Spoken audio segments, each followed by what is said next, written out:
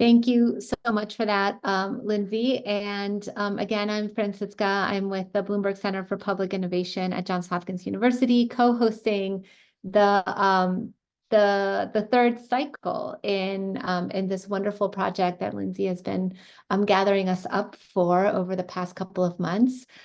This session is called What's Working-ish, Codify and Shapeshift. And here we really want to celebrate what we know about the work of public innovation. And we want to start putting kind of some rigor around what we know, right? Put names to our understandings and share it so that others can take it and use it as their either advancing their practice, starting a new practice, or as we're talking about shape-shifting, evolving their practice. And so in this session, we've got three really great speakers that I'm so excited to listen to today.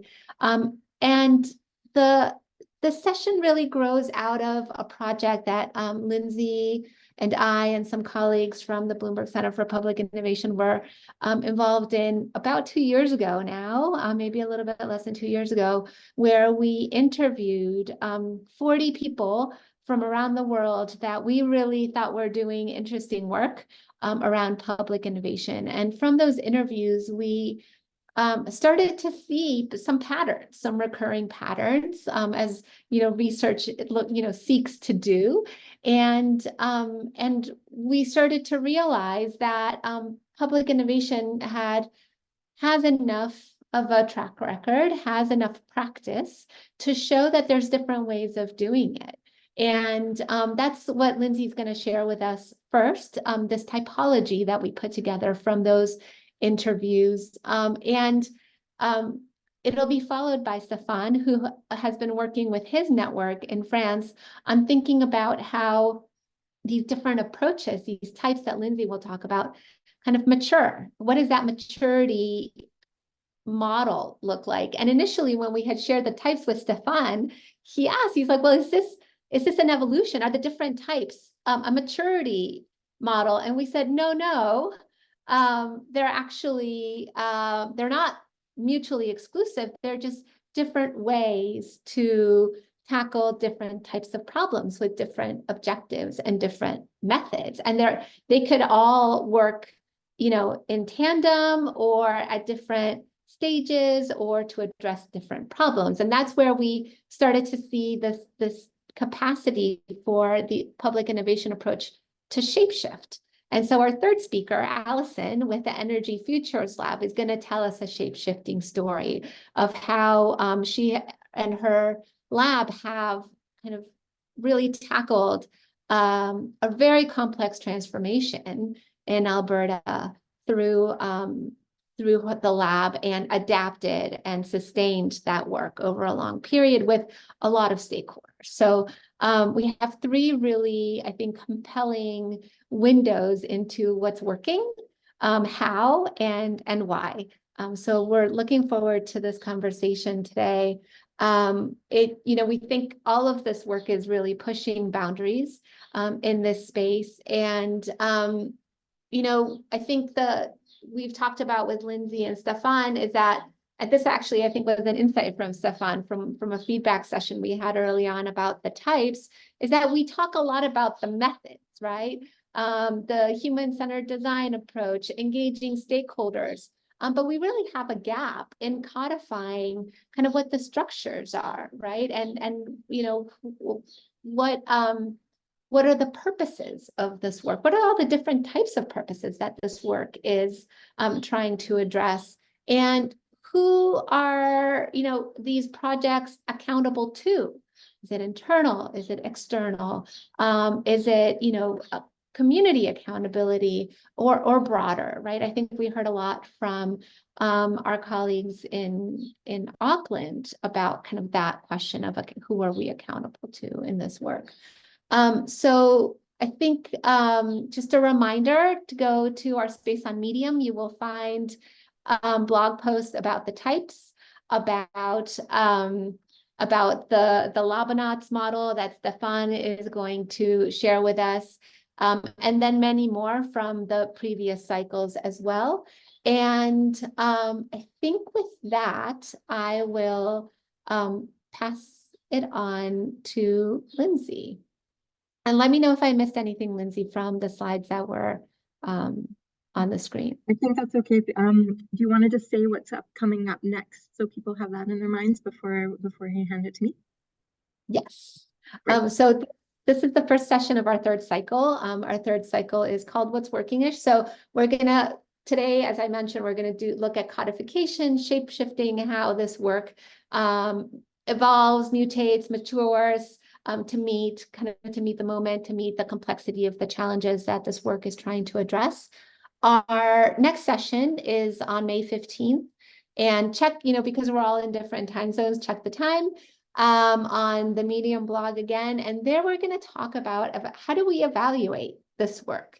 How do we know we're achieving the objectives that we hope to achieve? And here the challenge is really interesting because it's not the typical type of program or project evaluation that you would find in, say, public policy, because innovation doesn't quite know what the outcome is going to be, doesn't quite know what the intervention is going to be. We need different methods of evaluation.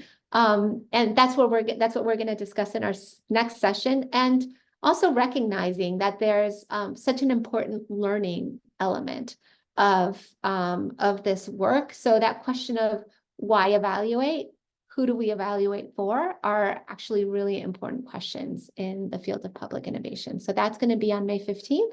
We look forward to you joining us then. And our last session of this cycle is going to be about mobilization. It's on June 12th. And that's where we're going to be learning more about the types of organizations that really try to build the field up and work with practitioners and building up capacity and building the peer learning networks that are so valuable to this work. As Lindsay and I have commented very often, the breakout groups in these sessions are really meaningful because people are meeting each other for the first time and realizing that they do very similar work and can quickly empathize with both the challenges and the really wonderful and rewarding outcomes of this work. So on session 3, we're going to talk about mobilization. We will have Orlando Rojas from the government lab in Chile. So we're also going to get a really interesting look at how this work is being advanced in Latin America. This government lab has been around for, I think, about a decade. Its origins are at the national level. And then we will also hear from my colleague, Justin Ensminger, who runs the innovation practice at the Bloomberg Center for Public Innovation. And currently we're working with, I think the latest tally is 150 cities around the world. So looking forward to seeing you on June 12th and May 15th. And with that, over back to you, Lindsay. Thank you, Francisca. And June 12th is the right date, not the 14th, as I have mistakenly put into the slide. So but the registration links are correct. Okay, so I'm going to do a quick tour through one codification. And this codification is about different types of labs. So I think for a long time in the public sector labs, but also in other lab spaces, we've kind of had one definition that tries to capture all labs. And it was not working anymore based on what was happening in practice. So the lineage of this this codification, this typology is long. It kind of goes back to 3 different types that the folks that worked on Mind Lab more than a decade ago identified.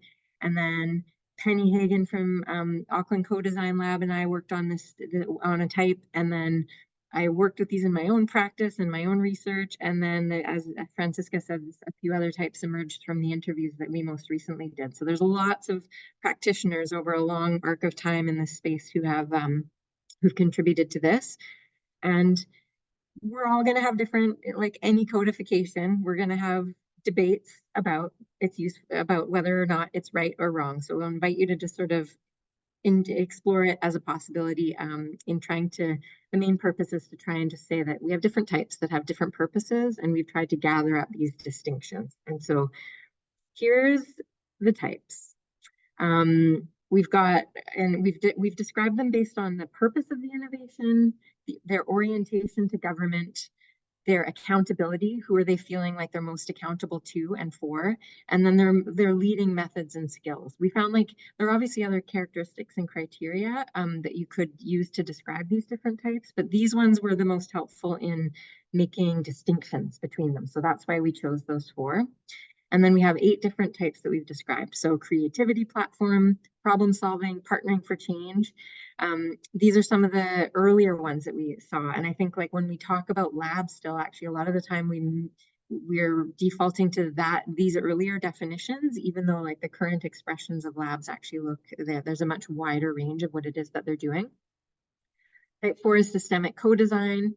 And then we've got, so hopefully those 4 are sort of familiar because they've been around a little bit longer, I think, and called these things and with some distinctions made between them.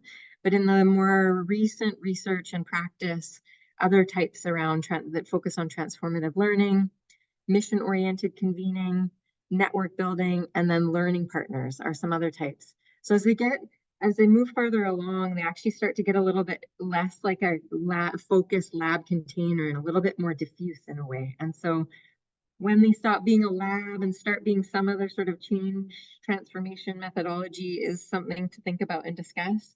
But these forms and these practices and these approaches were all showing up in what people in the public sector were calling lab. And so that's where they come from. There's a blog post that goes through each of these in more detail, which we're not going to do today because today is about codification as a helpful way to figure out what is working, not all the details of the codifications that Stefan and I will share. So I just wanted, before I hand it over to you, Stefan, I just wanted to share from the work that I was doing at the City of Vancouver in the Solutions Lab, where Lily is now, who's also here today, how this codification actually helped us make sense of our strategy. And so for us, I'd say we started mostly as a systemic co-design lab. We learned from others that were in the space about how they were doing co-design with working with others who are most impacted by a challenge and working using a lot of systems-oriented practices. So that was what really made us distinct.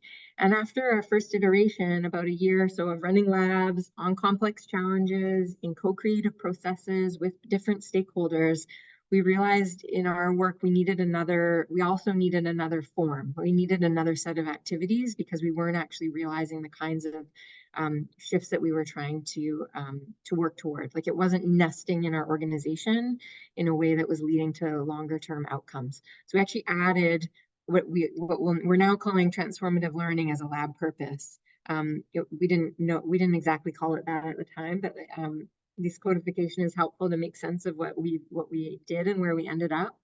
And so Solutions Lab is kind of I've left about a year ago now, so Lily might have added another dimension, but when I was still there, I would say we were a lab that was mostly these 2 types. And transformative learning meant we added a set of skills, practices, approaches that were really about building the capacities and competencies of civil servants to work these tools in their own work. So it looked less like a contained lab on a discrete problem and more like culture change, more like competency and capacity building in our organization. So it really helped us, having this codification really helped us discern when we were working on a certain thing, what methodology, what approach, what theory of change we were using to tackle it, and then what skills, abilities, process design, storytelling, all these different elements about our strategy and our practice were shaped by really understanding ourselves as adding this second type of work to our practice. Francisca, I'm going to pause there and check with you to make sure I shouldn't cover anything else before I hand it over to Stefan. I don't know if maybe you have an example From another one? or just kind of an illustrative example of, how you applied, these approaches to like a certain challenge. Yeah. So, okay. So maybe I'll, this was mostly, this is mostly Lily's work, but Lily, actually, maybe I'll share this as an example. So in the early days of the lab, we worked on some climate change related problems. And I'd say we worked on them more in the systemic co-design and maybe even some of the earlier problem solving kinds of versions where we got people together around a specific question around climate. And we worked a series of lab sessions using, framing and user research and systems mapping, prototyping, experimentation as a way to learn. And then our lab usually ended there with gathering up those insights about the problem space that we shared. And then the lab would end. So some of them ran 6 months or 12 months, and then the work would end and we would move on to the next thing. But we realized that our organization didn't have the capacity to then do something with what happened as a result of that work. And so we added, so most recently we did something called the Climate Justice Field School. That was very much a community-based, with civil servants, learning process. So it was really about everything about the design of it was quite different. We were working on how to implement climate justice in the community based on a pretty broad-based climate justice charter that was new in Vancouver. But we didn't have this, so we used different methodologies. We did a lot of place-based work. We were out in the world, in community, understanding what climate justice looked and felt like in different places in the community. We still did have a group of people going through an experience together. So we still did have that strong community orientation part that's common in co-design, but we weren't prototyping in the same sort of way. We were building relationships. We were building shared capacities to work with the complexity of climate justice in our community where this is new work.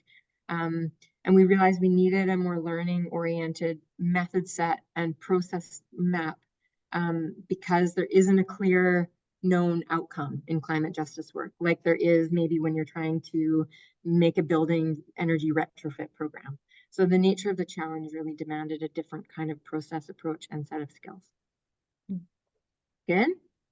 Good, yes. And so I think that's really kind of clear in how you also did the shape shifting. When you kind of hit a wall with one approach, then kind of shifted to transformative learning. Yeah, totally. Cool. Okay, Stefan, over to you to describe your codification in 10 minutes or less. Good luck.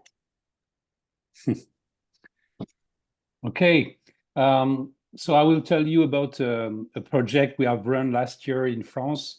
And I will start with a few, I'm not an expert in concept maturity level. I just knew about it 1 year ago. But for those of you who are not familiar with that, the concept started in the 80s with the NASA. We invited a way to codify technological innovation, and they called it technology readiness level. It was a 9 level of innovation. The idea is when you invent a new engine for spaceship, you don't shift from the idea to the engine. There are several steps to go through to make sure that you don't that the calculation is okay, that the prototyping is okay, etc. And there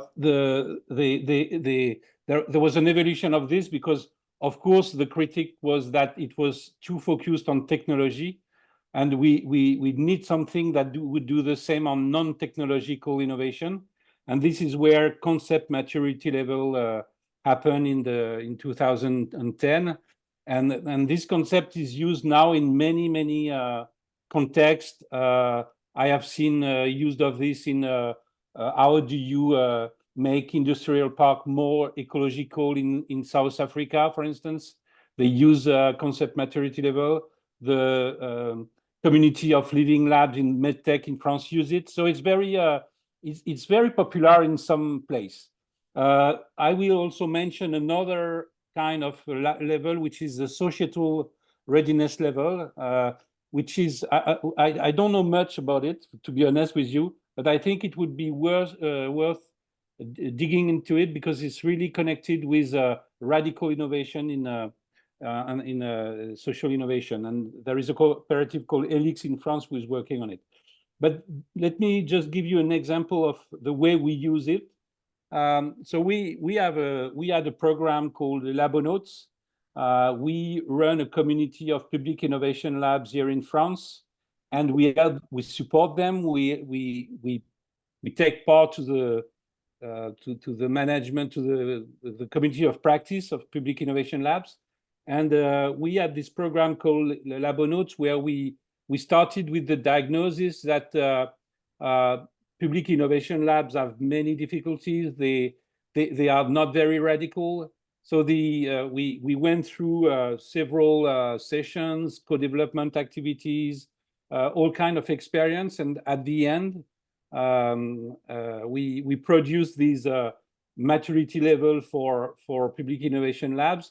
And just to give you an example, so it's a maturity level with 9 axes, which are ambition, what is your level of skill in terms of skills, of project management, of the way you use methods, governance, collaboration, management, evaluation, and financing model.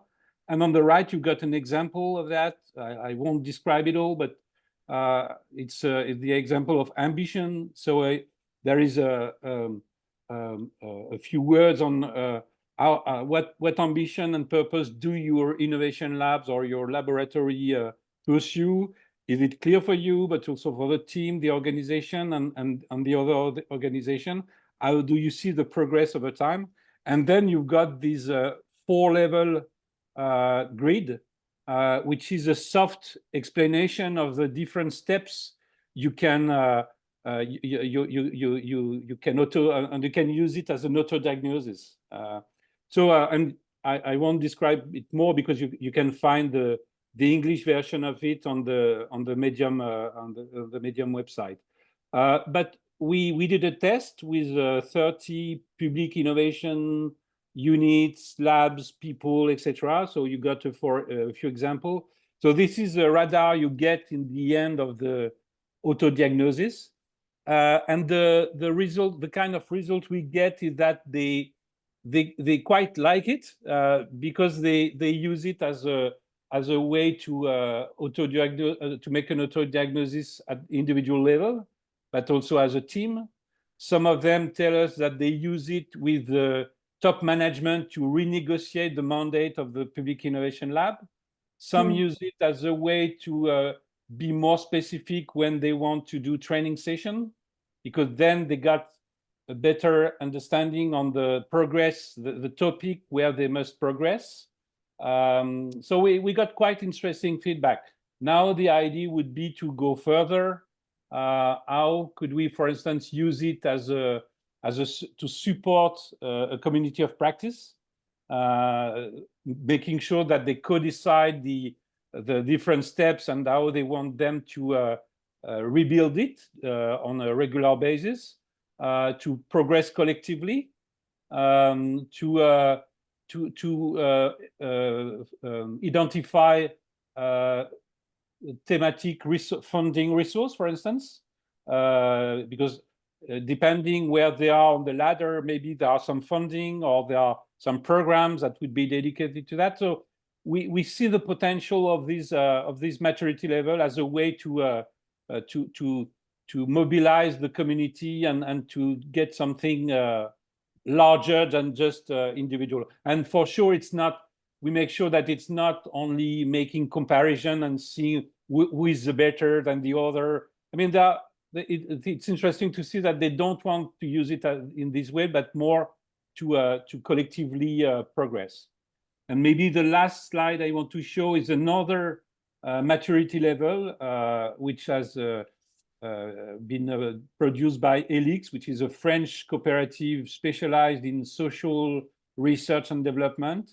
And with the research unit, they have published these 9 levels. And it's another direction, but it's again a way to make sure that innovation reach different steps.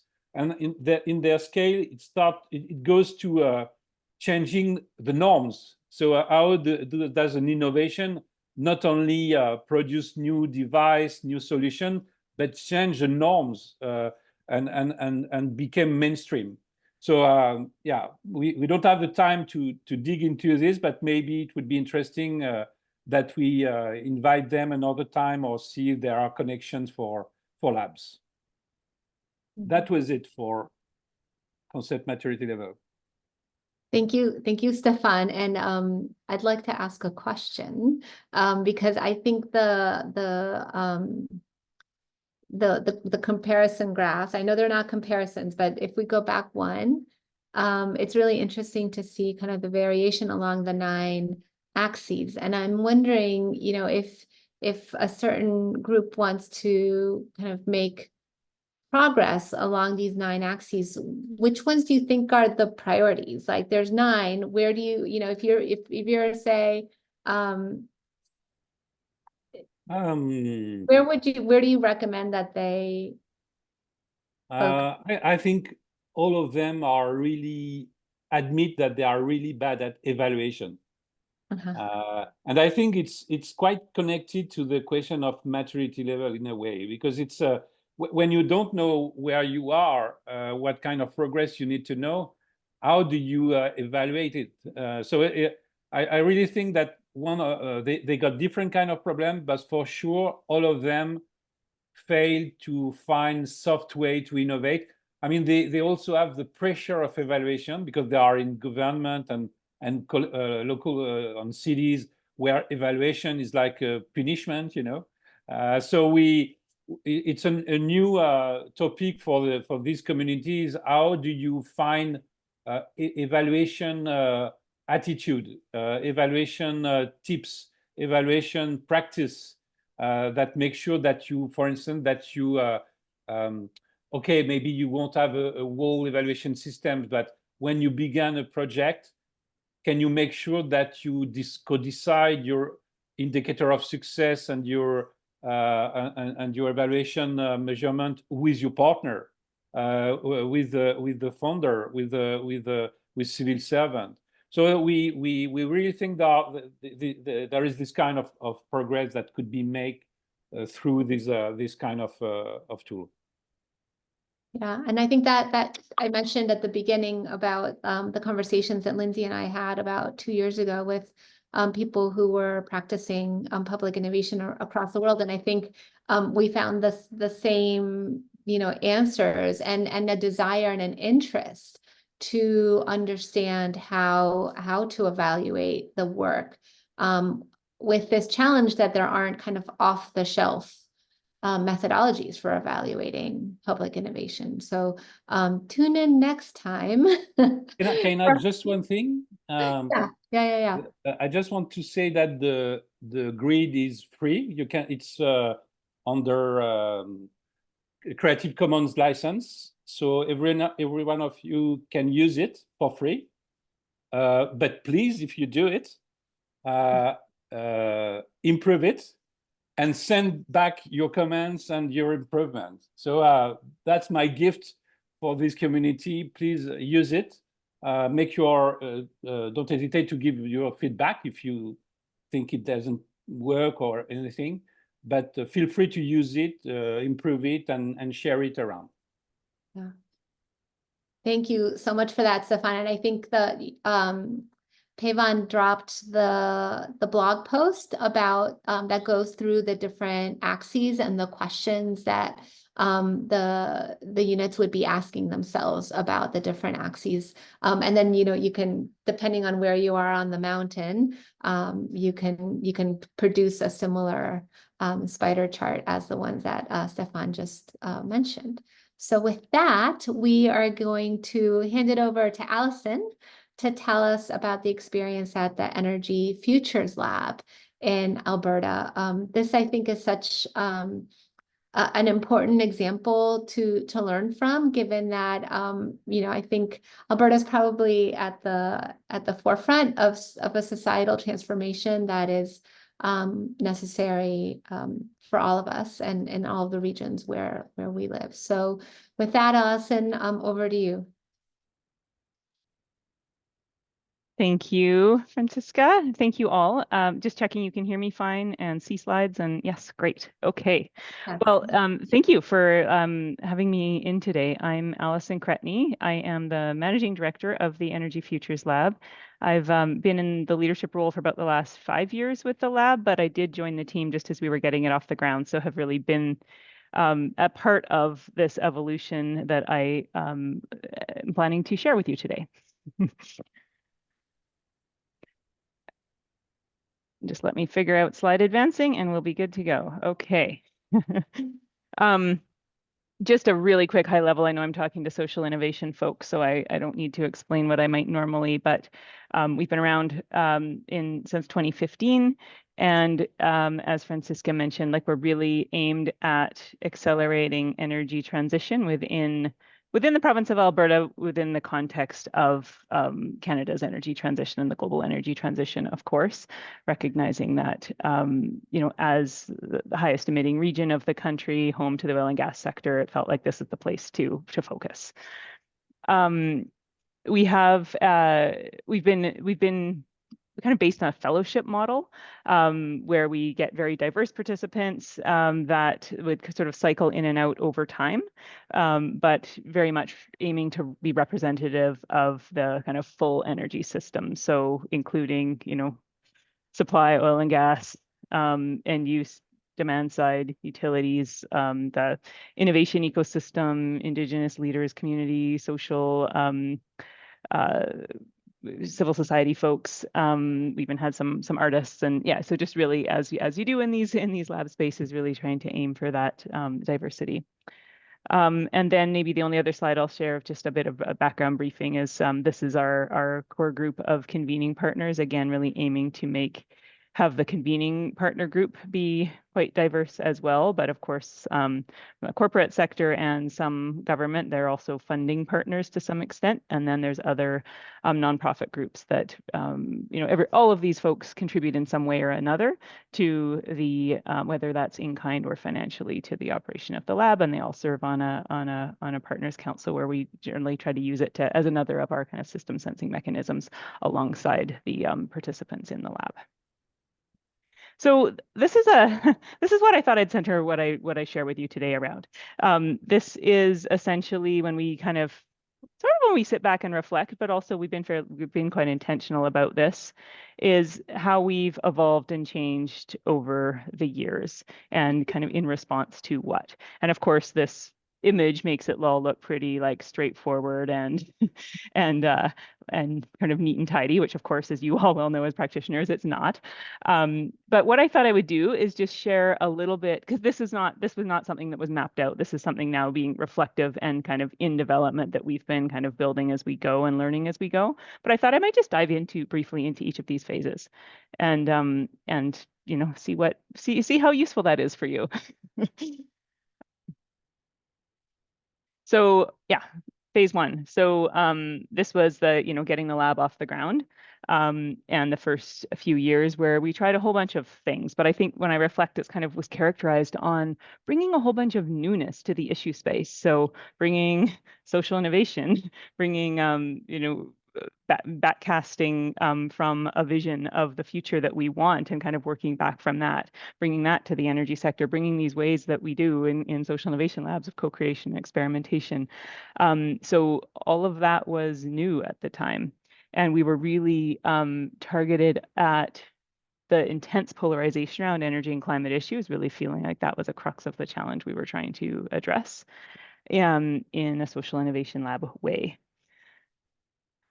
So I have a couple, this is just, some photos from that era just to say, yeah, we did a lot of different stuff. I might talk a little bit more about that later on, but, we were doing the core sort of fellowship lab participant workshops. We were also trying to, get interest from broader policymakers and decision makers. We were running sort of public workshops, like in the bottom left there, for people to get a taste of the lab. Really try to diffuse a very different way of working and thinking into the energy system conversation. This was our original convening question, which I thought it worth sharing because just a couple things, like we were very intentionally framed it as big tent, trying to recognize the past and honor today's situation of, Alberta's leadership in the energy system, but also while also signaling, and what's required in the future is going to be different. And so really intentionally trying to make this appeal. We didn't have climate framing or environment framing or sustainability framing, for example, because we were really trying to appeal across a whole broad spectrum, including the political spectrum. And at the time, in the early days of launching, there's even folks like from, climate deniers were a big part of the conversation at that stage back in 2014.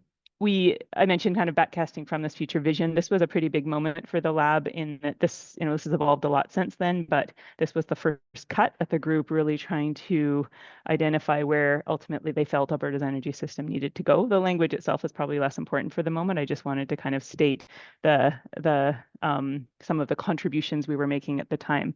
And so I love this picture because this is on the left is like the lock-up retreat where we were really like working hard on the vision with the 39 participants at the time. And I just love the body language. There's like heads and hands and people just look so tuned out. Like they were actually very intensely engaged, but it was an incredibly, as you can imagine, frustrating experience given all the diversity in the room.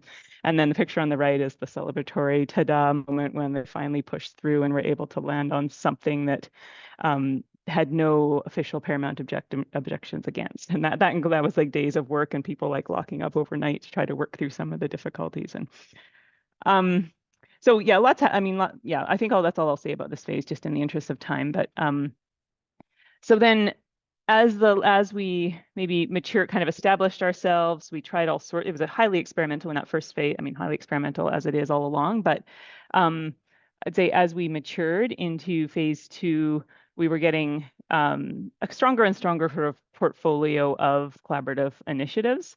But we were very intentional as we were kind of end of 2018. We weren't sure if the Energy Futures Lab was going to continue, and we were seeking a new round of funding commitments. Of course, that was ongoing as well, but it was a moment of like, this is either going to shut down or we're going to launch something new. And we were very intentional about wanting to strengthen connections to essentially industry and government, but basically like make sure we were seen as really relevant, not just some sort of fringe group. So part of that was expanding, for example, the Partners Council from like 4 members early on to the 20 or so we have now.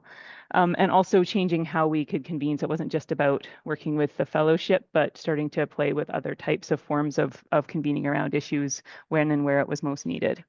And then some of the pieces that, never are sort of still, I'd say, very strong with who we are today.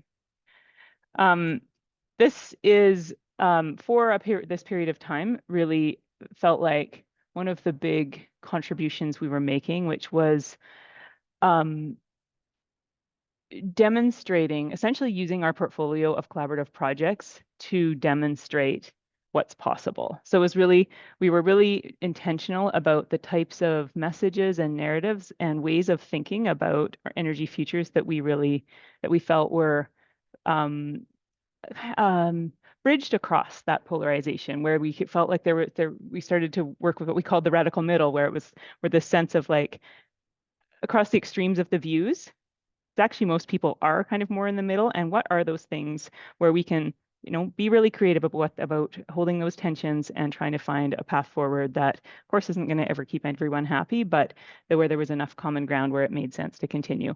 And so they used those as demonstrating different messages. And so each of those kind of buckets, we had a sort of whole like narrative and story around, and then we'd say, and what that looks like is this. And so that was where we'd have different initiatives to demonstrate that. Yep. Phase 3. So this was, I would say, we made some pretty significant changes here. And in some ways, it was a deepening of some of the stuff we'd been testing and trying in that second phase. One of the things we did was, the whole conversation around energy transition and climate had evolved quite significantly. And so we felt like we were in a position where we could really reframe sort of our core convening question. And it was really, we went from, not being able to specifically talk about climate in the early days of our framing of the lab to it was in the vision from as early as 2016 before it was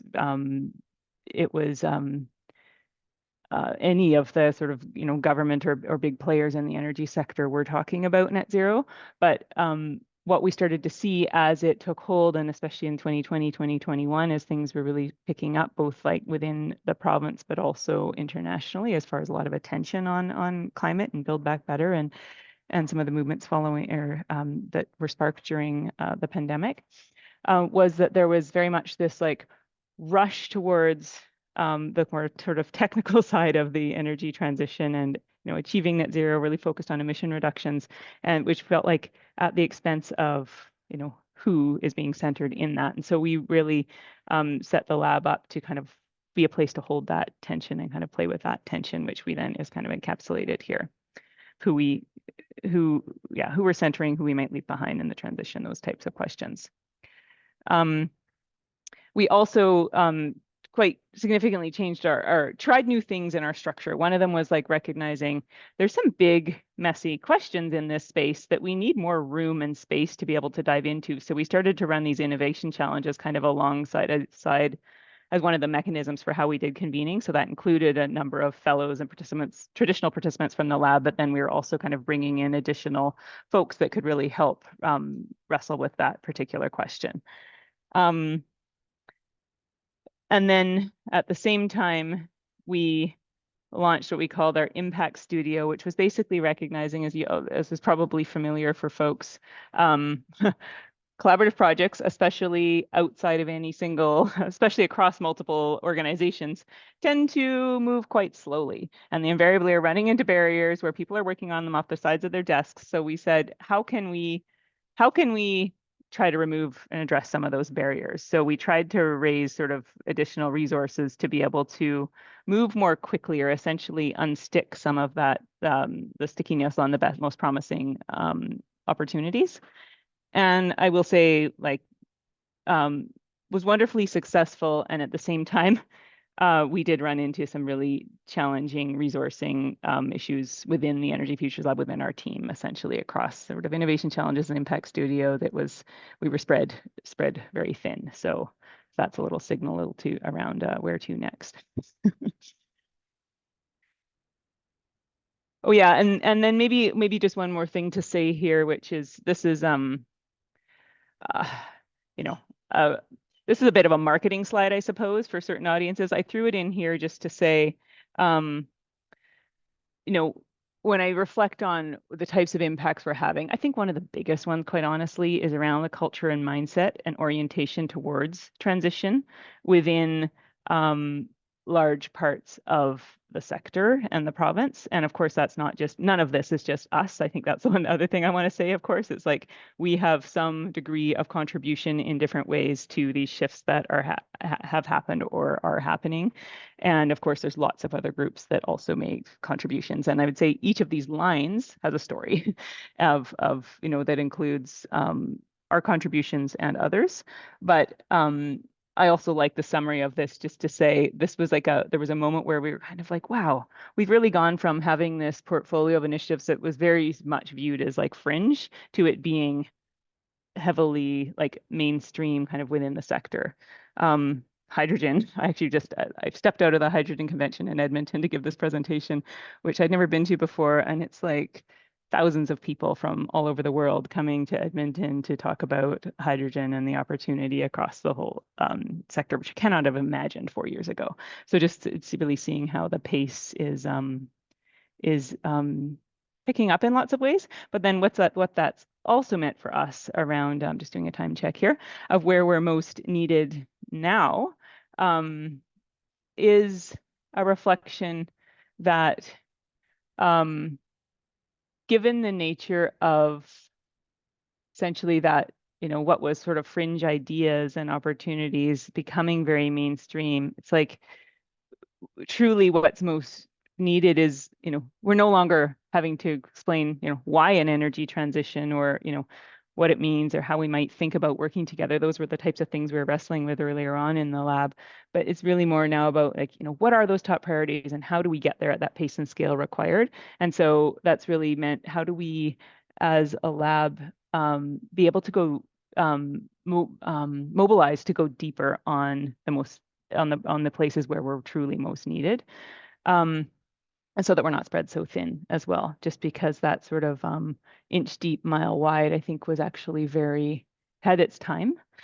And we could added a lot, I think, to the conversation from around what's possible framing. But then it's like moving from, okay, people want that, but then how to actually make it happen. I think it requires a quite different configuration as a lab. This is just, some rough summarizing of some of the things we're wrestling with right now as we make this shift. But I think what we're doing is setting up to essentially go bigger on those bets around those innovation challenge areas. So, which, I mean, in many ways you could think of as like it's a bit of a lab within a lab. So it's like right now, for example, one of the areas that we know we're really leaning into is, Alberta's electricity future. So essentially drawing the boundary at the electricity system rather than the full energy system, and targeting around the regulatory and policy changes that are needed to modernize the grid and the full system. And sorry, the very much well, we're a social innovation lab.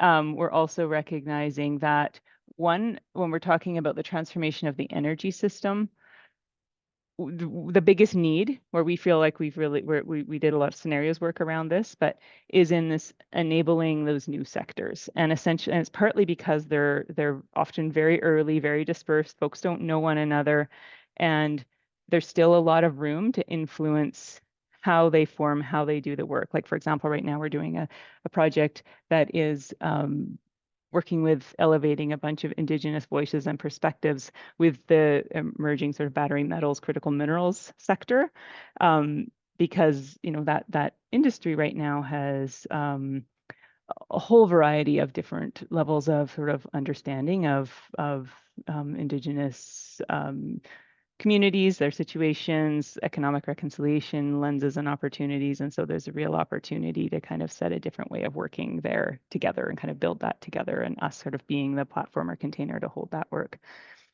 And then just recognizing as the sort of momentum picks up on energy transition generally, it's like, well, as a small social innovation lab, truly, compared to the size scale of the challenge, what can we really do from a systems change perspective, and trying to get much more again, targeted about where we make our big bets, but also really playing with this idea of like nudging systems and kind of incorporating how we can activate our network in these nudges, essentially. I think I have one last slide, and it's really just a summary of what I've just talked about. And this is not a fantastic slide. It's really more of an internal slide, but I had developed it for a recent fellowship meeting, and so just kind of threw it in here, which is just to say, it's maybe a bit of a pictograph of what I just shared, but those early days, you could kind of reflect on that as a bit of like a cabinet of curiosities. We're just trying all sorts of things, from like, okay, shared vision. We're doing some prototyping where we were trying to like really activate the network in various ways. So we had this various like, making these pushes on these like 300-day plans and trying all sorts of things. And then that kind of clarifying into having that exemplar portfolio. We started doing a lot these like road shows, which is basically taking the lab to communities around the province, which we still do to this day, which is now we kind of think about that community level work as one of our innovation challenge areas. Very important in the province, given both politics and also just the level of impacted communities across the province from the lens of our changing energy system. And then just showing how, yeah, we tried the Impact Studio. It was amazing, but we need to be double our size to truly make that work well. And then the doubling down on this kind of fewer innovation challenge areas at one time to be able to go really deep where we're most needed. I think that's what I put together. That's it. How did I do on time? Not bad.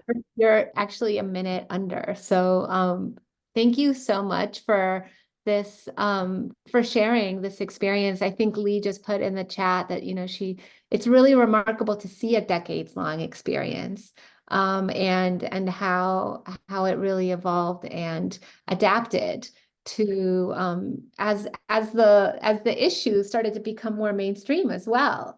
And really just, and I think you also kind of illustrate that evaluation challenge of how do you assign attribution to your effort, or like the world really catching up with, something that was very forward thinking when it began.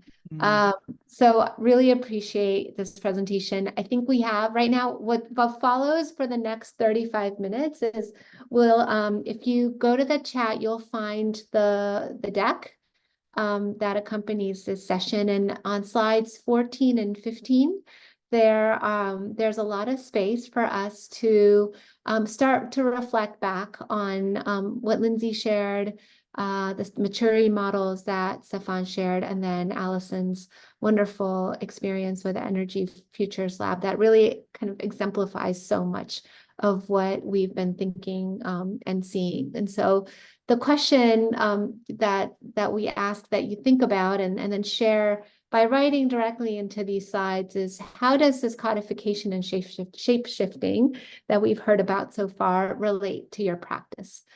So we can stay here for about 4 minutes. You can, please start sharing what you're thinking directly in these slides. It's kind of the way that, as Lindsay says, we are harvesting your thoughts. Let us know if you have any questions right now in the big group. You can just come off mute as well. And in 4 minutes, we're going to go into breakout groups where we can kind of continue this discussion in a smaller group. And then when we come back, Liana Elliott will share a reflection on all of this to close us out. So I welcome your questions if you have any, or if you want to just have a quiet moment to write into the slides, that's fine as well.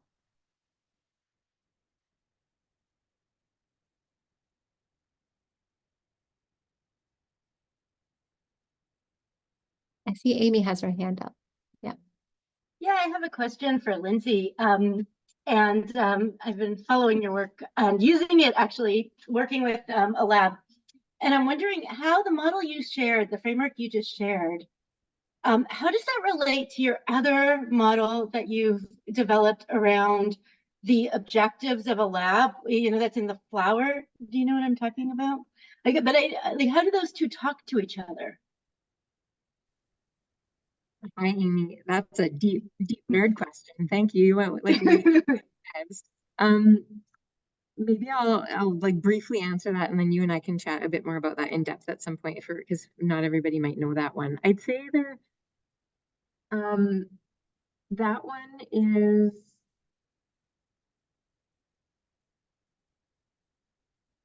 I'd say almost in a way that one, like what Stefan is doing, is more related to that flower. Like that the work that Stefan and crew is a much more mature version of that idea. But there may be actually some ingredients in the flower that aren't captured in Stefan's maturity model. To be honest, the idea of the maturity level started with your flower. So it's interesting that Amy asked you the question, because I also see your flower as a codification practice, as a codification. I mean, it helps for sure. So it can be mentioned as a codifying tool. Yeah, maybe from your point of view, like what's in, how do you read what's in there, and how are you using that one, if that's the one that you're using? Well, we're working with some lab practitioners who are trying to put themselves in, this is what we do, and articulate that when they haven't. And so right now we're just looking at a whole bunch of different ways that could happen. From the work of people in this room to, just here's how design thinking is, so the whole range from like, here's how a lab can be, to here's how public innovation can be, to here's how design thinking could be. Do you know what I'm saying? Like, there's so many different models for how to situate oneself that I'm just struggling with how they talk, and I can choose the one that seems to align best with a given lab, but I'm struggling with how to make sense of them all. Yeah, I think this is something that maybe motivates all of what you've just heard, is that so much that I found, especially when I was in my first few years in this space, a lot of what you find out there is about methods, right? It's about techniques and methods. And I think everything that you've just heard is trying to get us out of them. Because I think when you follow the methods, you lose purpose and you lose strategic choice, and you're just trying to get skillful at a particular method.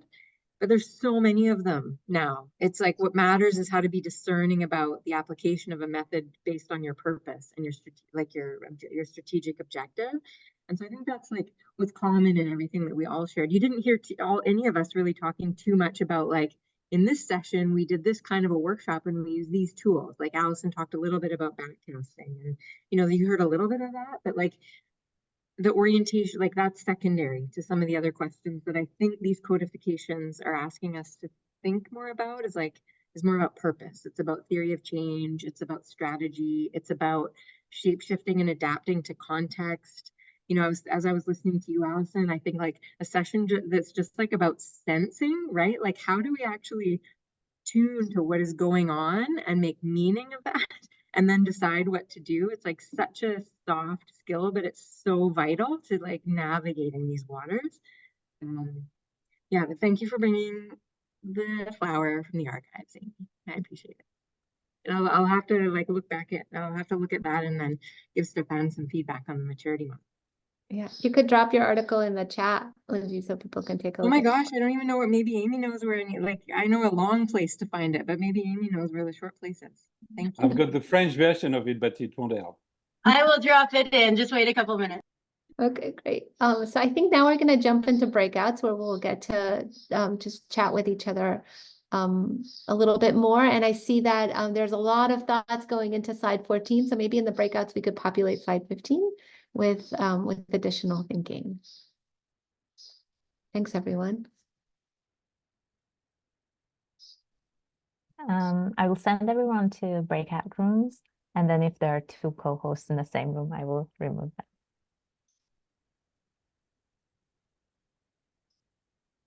It's frustrating.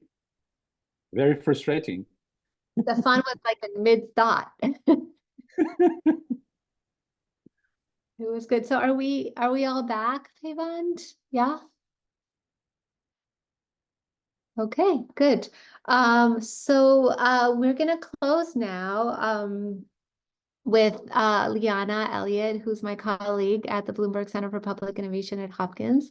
She's a senior advisor with our innovation practice, and she's been working with city innovation teams now for several years. I don't even know the number of teams that you've worked with. So she has a really kind of broad, cross-cutting expert perspective on this conversation. So I'm really looking forward to her reflections as a discussant on this session to close us out. And thanks all for your contributions to the deck. Keep dropping ideas in until we close in about 13 minutes. So over to you, Liana.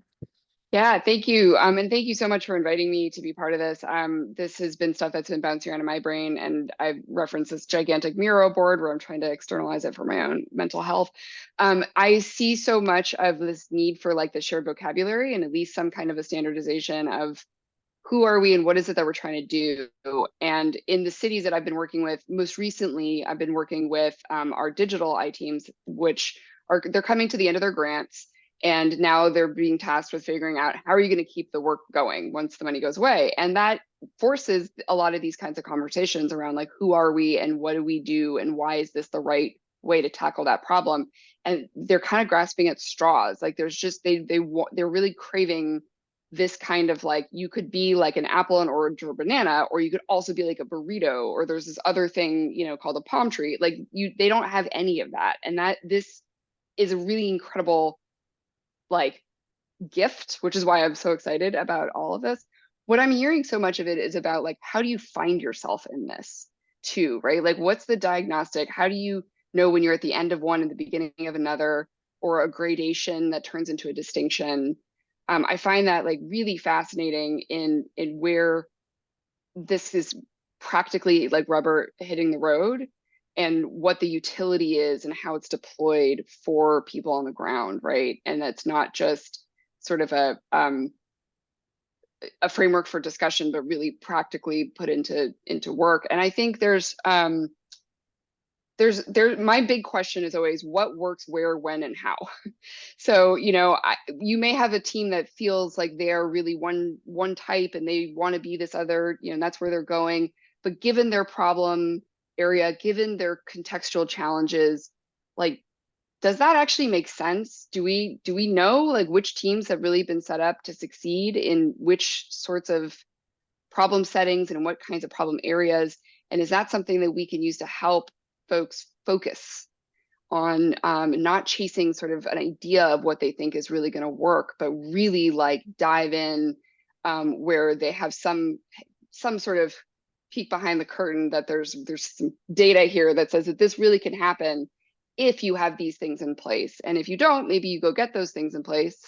And if, you know, or you change the way that you're approaching something. So I found a lot fascinating around the sort of like response to external stimuli and how a lot of these are, it's an adaptation, like, well, we realized this, but then public opinion changed and then boom, we're kind of on its whole new path. So it's not even this internal thing. It's also really taking into consideration the world and how the world around you evolves.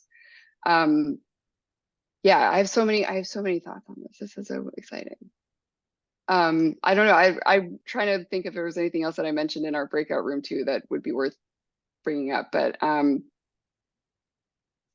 oh, that was the other one thing I wanted to mention was on Allison's in each of the phases. I was asking Allison if she did this intentionally, but just the idea that there was like every one of those statements in each one of the phase about what they were doing had like an entry point, a leverage moment, a vision, an immediate next step. And it was sort of interesting to watch how that evolved from like, how do we take like our generally like well-placed positioning within the sector to like, how do we specifically expand these growth sectors? You know, that it morphed, every one of those nouns and verbs morphed along the way. And I thought that was really, really fascinating. It sounds like that happened organically, which is amazing. But that is I think like a hallmark of that kind of evolution as well, in figuring out we're now at a place where we are leveraging an asset we have built versus we are trying to influence or nudge an asset that exists somewhere else. Those are just really, really fascinating distinctions. That's pretty much all my brain can form at this moment because it's ping-ponging around like so many ideas. Yeah. Thank you, Liana. And I think to that last point, you know, I really found it interesting, Allison, how there were these kind of artifacts that like helped the convening materialize in a sense in those moments. I love this idea of the portfolio of exemplar projects that were kind of that made concrete those ways of thinking. And how kind of their narrative, and that helped to coalesce like a narrative or a story to help that, you know, this radical middle, right, also form itself. It's that I found that so interesting as a strategy to get, you know, I think especially considering what the first statement was, right, like we were trying to address this polarization. Yeah, absolutely. It was actually amazing. Just one quick example on that was like that leveraging our energy assets, like that whole idea and concept is completely like it's just in the system and water supply now. And it was very much like it was remarkable how much that shift could just shift people from like, oh no, I don't do that. I'm not into, oh, that's that renewable stuff or those EVs were never going to happen, that kind of thing, to being like, oh, I mean, our drilling expertise can actually be a vehicle towards producing an element that's actually really needed in batteries for EVs. Oh, interesting, right? Like leveraging what we're good at. So it's just like that type of shift in language and mindset was such a invitation. Yeah. Right. Could I say something? In my group, we started an interesting conversation saying, okay, all these labs are very impressive, but we are officials on the ground in small community. We don't have such resource. So how do we deal with a very grounded project, etc.? And it reminds me like that for instance, in what Alison says, or we did the same exercise as how did we go through 3 or 4 different steps in 16 years? And when I look at this, every time we have invented, I don't know if we have codified it, but we have invented bricolage, small bricolage. And I think it's interesting to collect all this bricolage And I will just mention one bricolage that we have invented by chance in a program many years ago. It's a bricolage that deal with the question of the problem of hacking political demand. You know, it's very difficult to question political demand, especially when you're in the administration.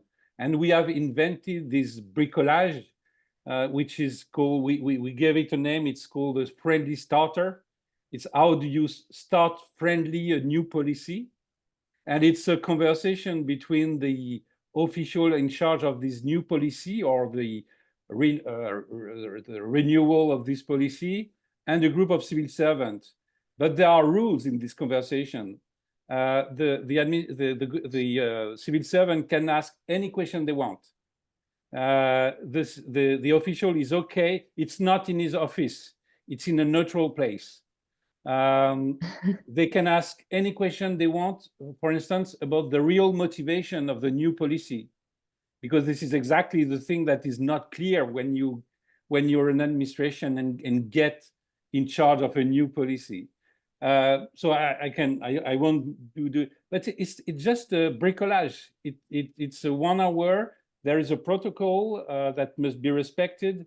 And over the years, we have invented this kind of, I can mention another one, which is called the big history, the small history of big policies. It's a way to fight against the lack of memory about policies. When you're in charge of a new policy, you're generally you don't know anything about the past of this policy. And generally, if you don't know the past of a policy, you don't know where things have screwed up. So it's a 2-hour session with a group of people who are not expert of this policy, but they are probably a bit in charge of it, or they are curious. Sometimes there is an expert of this policy, and all together in 2 hours, we will do a kind of schedule summarizing this policy in 15 years. And it's just this, and in the end, it's just mapping this policy. Okay, 20 years ago, the regulation changed, the philosophy of this policy changed, etc. And this is where the trouble began. And this is 2 hours. People leave this conversation and leave this meeting, but they have a better understanding of, okay, now I'm less naive about what happened in this policy. So I don't know if you're familiar or if you're collecting your own bricolage, but I think it's really because it's easy to do, it's accessible, it's not labs, and it's a way also to codify, in a way to codify easy ways to be more to go deeper in the inquiry, to come back to the past when there is no time to do it, to question the political demand when you don't have the rights to do it. So I like this idea of bricolage, which is quite easy for anybody. Yeah. Sorry if I out of the topic, but we started this conversation in my group.